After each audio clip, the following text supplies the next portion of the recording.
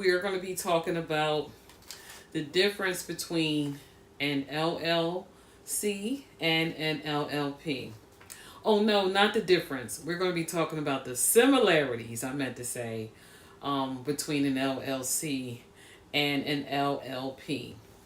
So I'm not going to be with you very long.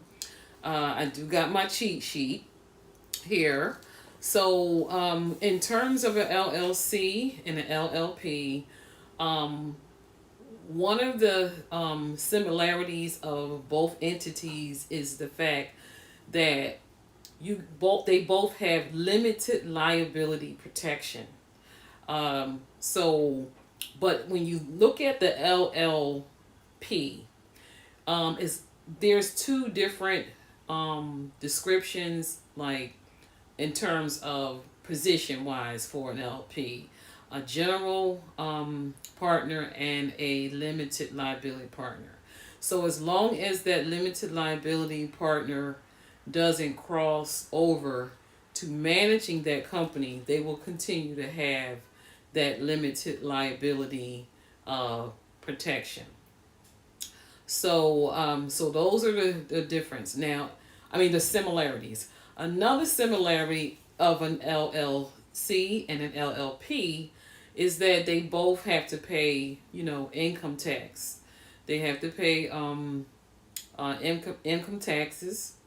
Um, and another thing that I wanted to also piggyback on the fact that both of the entities are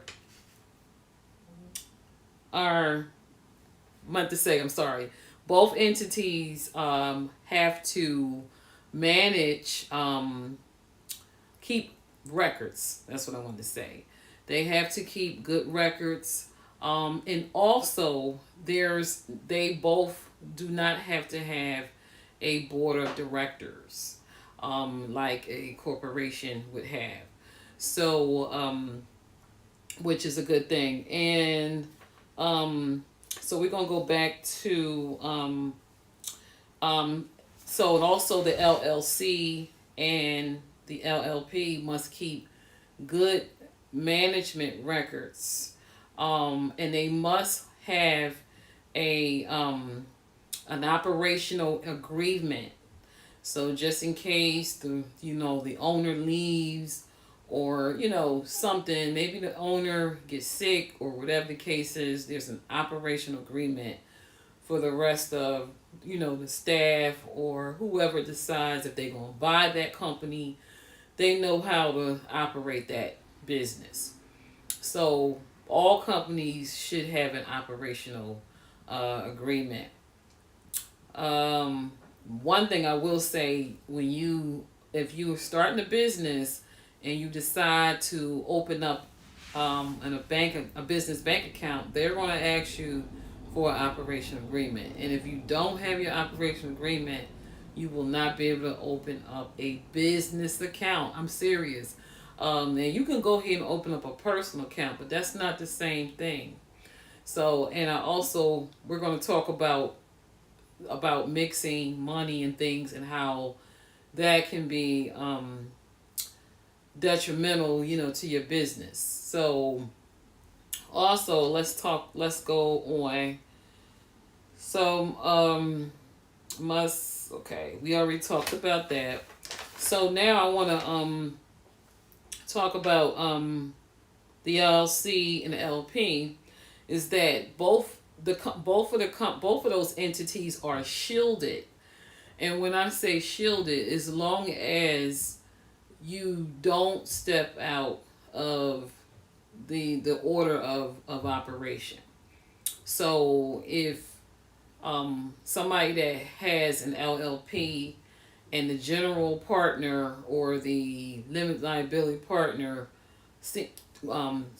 start to get into the management part of the running the business, then that's where the liability, you're not shielded.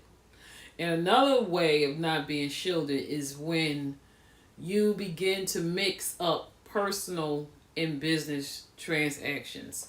personal and business cannot be mixed. And that is the reason why you need to have a business account when you start in a business. Even, it's not enough to say, oh, well, I open up two personal accounts, so I use this one for business. No, you need to have, because when the IRS, you know, goes, they need to know that this is an actual business account. Because if you're mixing, and then what get you in trouble is that, say if you do get into some litigation issues, and they see that if you mix business personal, then you're not going to be protected. You're going to be liable for debts and or whatever, expenses that occur with that lawsuit. Because you mix business and personal, then that's where you're going to have a problem.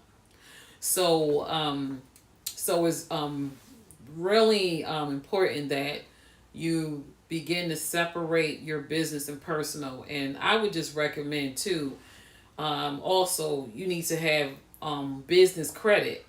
And I am going to talk about business credit and how to obtain business credit, maybe in a couple videos that I may be doing in the future.